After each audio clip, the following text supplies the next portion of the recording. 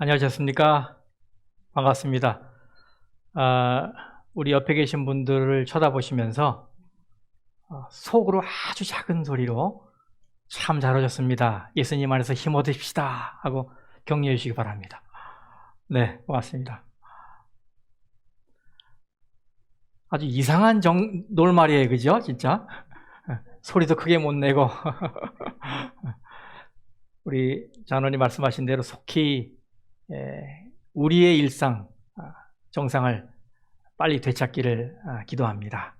성도님 모두 이제까지 잘 참으셨는데 더 또 인내하시고 잘 견디셔서 우리 모두가 다 함께 모여서 손에 손을 잡고 또 찬양하고 기도하는 그 순간을 바라보면서 나아가시기를 바라겠습니다. 고맙습니다. 여러분, 해피 마더스 데이입니다. 내일이 어머니 날이죠. 특별히 우리 어머니 날을 맞이한 우리 모든 어머니들에게 하나님께서 특별한 은총과 축복을 주시기를 진심으로 기원합니다. 어머니로 산다는 건 참 힘겨운 일이에요. 많은 기대와 많은 요구사항이 우리 어머니들의 어깨 위에 얹혀져 있기 때문이에요. 양말을 신던 아들이 엄마 하고 부릅니다. 양말짝이 맞지 않다는 얘기예요. 거울 앞에 선 딸이 엄마 하고 부릅니다. 맞는 옷이 없으니 좀 사달라는 거예요. 학교에서 돌아온 아들이 엄마 하고 부릅니다. 배고프다는 얘기죠. 밥을 먹던 딸이 엄마 하고 부릅니다. 반찬 맛이 왜 이러냐는 거예요. 친구 전화를 받던 아들이 엄마 하고 부릅니다. 용돈 달라는 말입니다. 이렇게 아이가 부르는 이 엄마의 이름 속에는 많은 요구사항들이 들어있어요. 엄마는 그야말로 슈퍼우먼입니다. 엄마는 모든 걸 다 알고 있어야 하고 모든 것을 다 할 수 있어야 하고 부르면 언제든지 나타나야 하는 그런 존재예요. 이러다 보니까 할 일은 태산 같은데 시간은 없고 몸은 피곤하고 이것도 해야 하고 저것도 해야 하니 또 이거 이리 시달리고 저리 시달리니 어떻게 합니까? 이럴 때 엄마는 지친 마음으로 전화기를 손에 듭니다. 그리고는 아주 익숙한 번호를 누릅니다. 그 번호는 학교에 다닐 때도 눌렀던 번호입니다. 친구들이랑 여행 갔을 때도 눌렀던 번호입니다. 남편이랑 싸울 때도 종종 눌렀던 번호입니다. 여보세요? 전화기 반대편에서 힘없고 탁한 한 여인의 목소리가 들립니다. 엄마, 저예요. 너냐? 괜찮냐? 엄마가 된 딸을 걱정하는 엄마의 목소리입니다. 우리 모두가 힘이 들 때마다 듣고 싶었던 엄마의 목소리. 저도 돌아가신 저희 어머니의 목소리가 그리워요. 어머니, 엄마. 말만 들어도 코끝이 찡해지고 목이 메이고 가슴이 울컥해집니다. 군대에 가면 어머니를 3번만 외쳐도 눈물이 터져요. 훈련이 고됐기 때문에. 어머니는 눈물을 부르는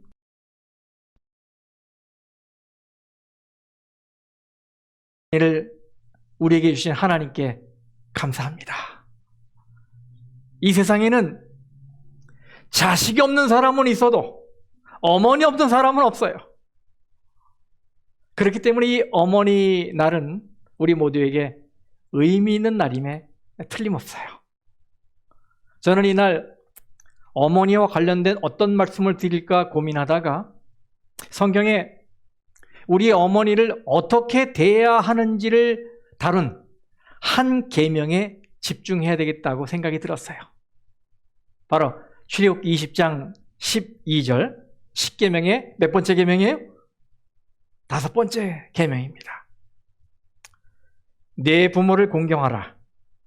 그리하면 내 하나님 여호와가 내게 준 땅에서 내 생명이 길리라. 하나님께서는 아주 분명한 어조로 말씀하십니다. 네 부모를 공경하라. 영어 성경으로 보니까 Honor your father and your mother 이렇게 돼 있어요. 네 아버지와 어머니를 공경하라 이렇게 하셨어요. 오늘 저는 이 말씀을 어머니 날에 맞춰서 다시 한번 읽겠습니다. 네 어머니를 공경하라. 그리하면 네 하나님 여호와가 네게 준 땅에서 네 생명이 길리라. 에베소서에는 부모를 공경하는 자에게 이런 축복이 있겠다고 말씀하십니다. 에베소서 6장 2절 3절. 네 아버지와 어머니를 공경하라. 이것은 약속이 있는 첫 계명이니 이로써 네가 잘되고 땅에서 장수하리라. 여러분, 여기 잘된다는 말은 형통한다는 말이에요. 삶에 막힘이 없겠다는 말입니다. 또 이 말은 기쁘게 된다는 말이에요. 어머니를 공경하게 되면 유쾌하게 되고 만족스럽고 기쁜 일이 있게 될 것이다. 이런 말씀이에요. 그럼 여러분, 어떻게 하는 것이 어머니를 공경하는 것이 될까요?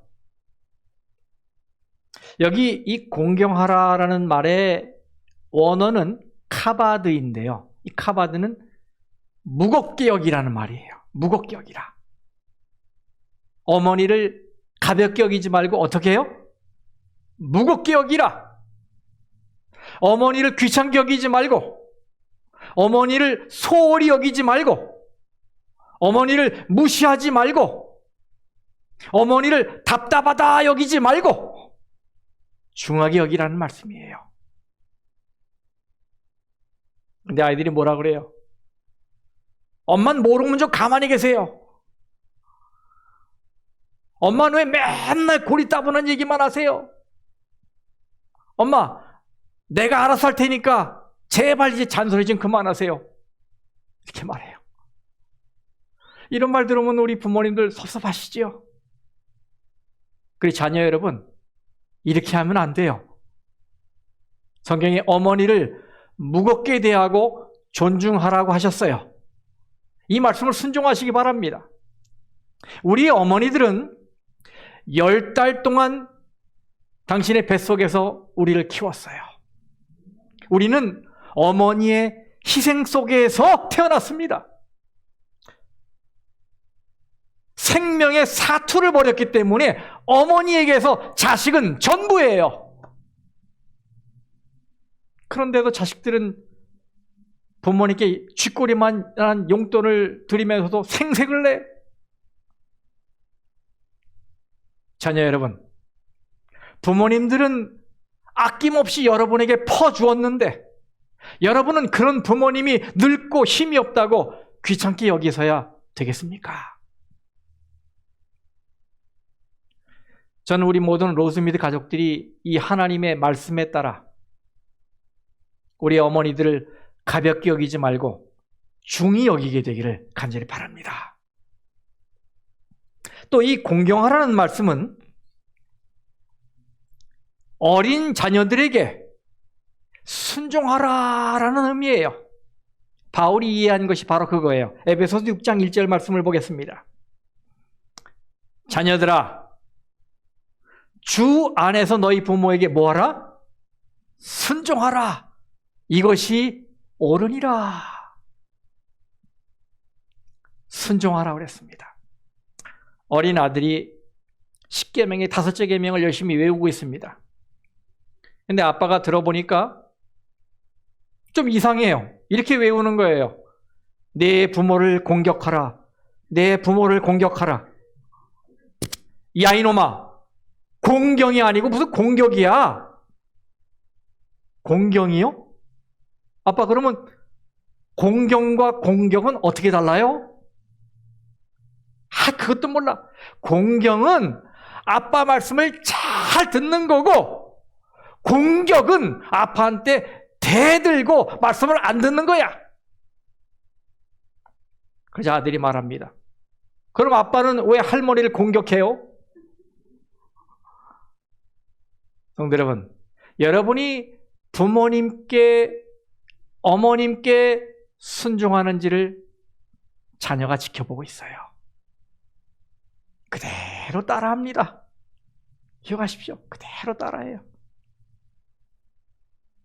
효성 깊은 자녀에게서 효자가 또 나는 것입니다. 또 공경하라는 어떤 의미가 있는 것일까요? 장성한 자녀들에게는 이 말은 감사를 표현하라, 이런 의미가 되는 것입니다.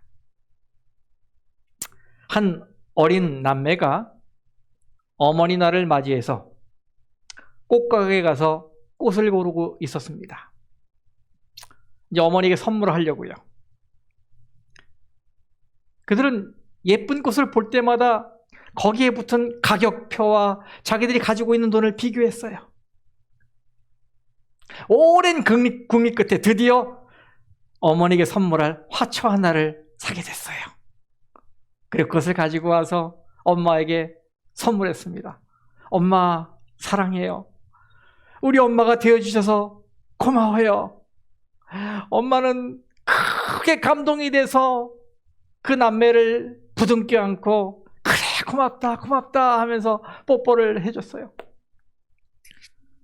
근데 엄마가 보니까 아들 녀석은 별로 그렇게 기뻐하는 내색이 없어요. 왜? 무슨 일이 있니? 아니에요, 엄마.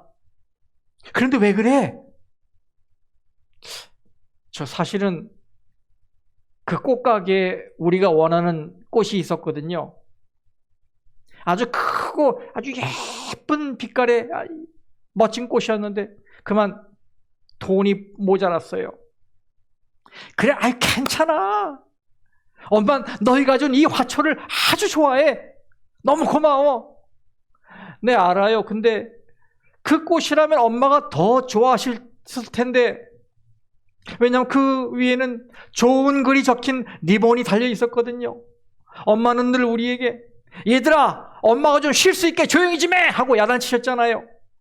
그래서 그 꽃이 있으면 엄마가 더 마음이 편해지고 조용히 쉴 수도 있을 것이라 생각했는데, 그래? 그 리본에 뭐라고 적혀 있었는데? 그 리본에 이렇게 적혀 있었어요. 편히 쉬소서. 장례식용 화환이었나 봐요. 하지만 엄마의 감사를 표현하려 한 이 아이들의 마음이 아름다운 거예요. 성도 여러분, 여러분의 어머니가 혹 살아계시다면 오늘 아니면 내일 여러분의 고마운 마음을 꼭 표현하시기 바랍니다. 멀리 계시면 전화로, 옛날에는 뭐였어요? 손편지, 그죠? 또 천천히 가잖아요. 근데 지금 뭡니까? 다이얼 몇 번만 이렇게 치면 그냥 갈 수 있어요. 문자 메시지 그냥 가요. 카톡 그냥 가요. 바로 표현이 되는 것입니다. 이런 데서 표현 안 하시는 분이 있을까요? 꼭 표하시기 바랍니다. 여러분의 부모님이 살아계시지 않는다면 여러분이 존경하고 사랑하는 어떤 어르신들에게 그 마음을 좀 표현해 주세요.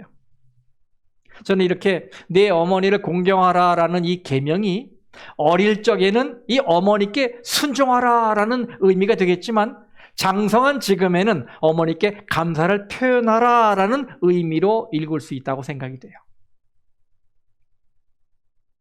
그러면 또 이 공경하라는 말은 어떤 의미가 있는 것일까요? 저는 이 말이 이런 의미가 있다고 생각합니다. 바로 네 어머니를 돌봐드리라. 네 어머니를 돌봐드리라. 심적으로, 물적으로 어머니를 돌봐드리라. 우리를 돌보시느라 얼굴에 주름이 파이고 몸이 느려지셨으니 이제는 자식인 우리가 그분을 돌봐드려야 하는 거예요. 리뷰 앤 헤럴드사에서 나온 이런 제목의 책이 있어요. God's finger wrote freedom. 이걸 직역하면 하나님의 손가락이 자유를 기록했다. 이런 책인데 이것은 십계명을 다룬 책이에요. 근데 이 책에는 네 부모를 공경하라라는 이 계명이 선포됐을 때의 그 당시의 배경을 기록해 놨어요. 제가 읽어드릴게요. 수천 년 전 가나안의 문화적 배경에서 볼 때 이스라엘 민족에게 내린 이 계명은 당시 통용되던 행습에서 크게 벗어난 것이었다. 그러니까 그 당시 하나님께서 이 계명을 주실 때 그 당시의 그 주변의 그 문화, 이 행습은 이 계명과는 완전히 동떨어진 것이었다는 이런 말이에요. 계속 읽겠습니다. 그 당시에는 많은 경우에 노인들이 자기 자신을 부양할 수 없을 때 사막에 버려져 노출되어 죽거나 거친 야생동물에 의해 죽었다.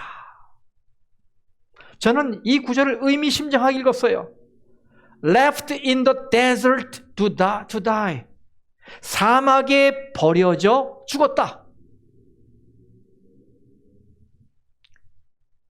나를 낳아준 부모인데 그렇게 했다는 거예요. 이걸 오늘날에는 이렇게 적용할 수 있지 않겠습니까? 집에 홀로 버려져 죽었다. 여러분 독거노인이 얼마나 많아요. 그렇죠?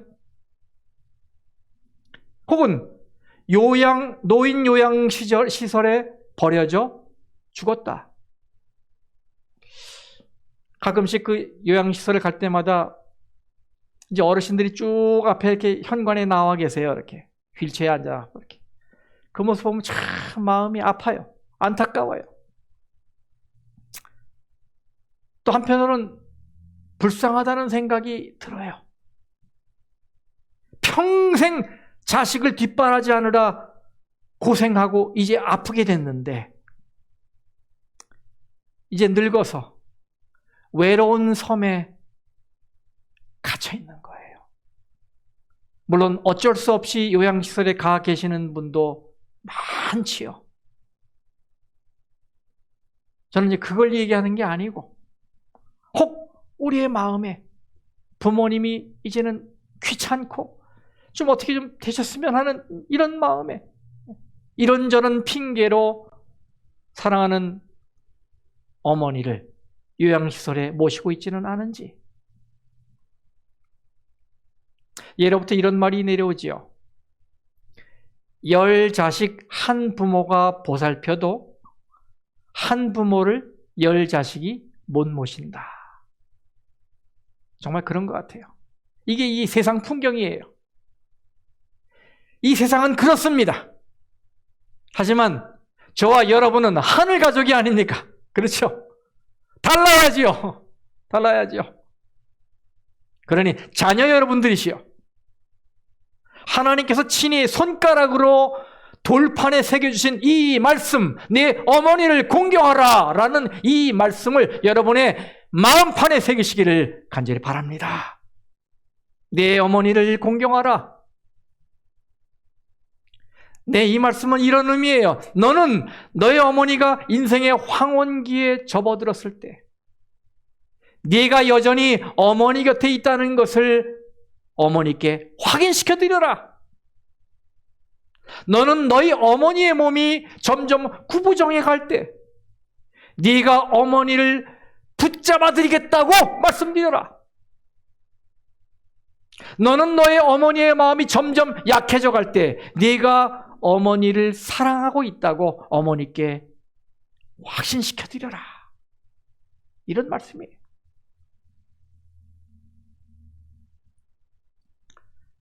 돌판에 네 어머니를 공경하라고 썼던 그 거룩한 손에 어느 날 십자가의 대못이 박혔습니다. 그날 주님은 이마에서 흐르는 피 때문에 눈을 제대로 뜰 수 없었음에도 불구하고 두리번거리며 누군가를 찾고 계셨어요. 숨이 넘어가는 마지막 순간인데 그분이 그렇게 찾고 있었던 분은 바로 그의 어머니였습니다. 요한복음 19장에 그 얘기가 나옵니다.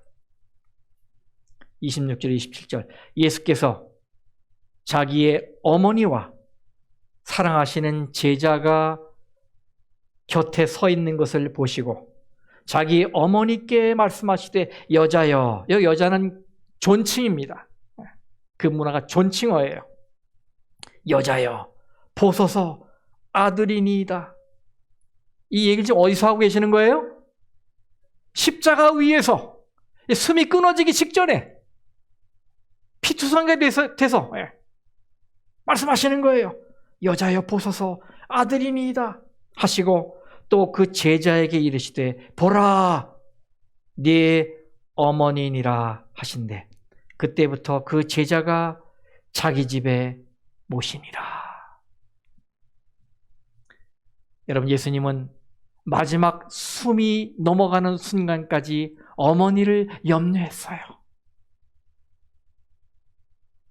자기도 고통스럽고 괴로운데 어머니를 찾고 어머니를 염려했어요. 그래서 가장 사랑하고 믿을 만한 제자에게 자기 어머니를 맡깁니다. 그러면서 이 마지막 순간에 어머니에 대한 공경의 마음을 표현했어요. 그렇습니다, 여러분. 내 어머니를 공경하라. 이 말은 분명 내 어머니께 순종하고 내 어머니께 감사를 표현하고 내 어머니를 돌봐드리라 라는 말일 것입니다. 그런데 그 무엇보다도 이 말은 이 계명을 주신 분이 몸소 실천하셨듯이 삶의 마지막 순간까지 공경의 마음을 잃지 말라라는 말씀인 것입니다. 성도 여러분, 마지막 순간까지 그렇게 여러분의 부모님을 공경하시게 되길 바랍니다.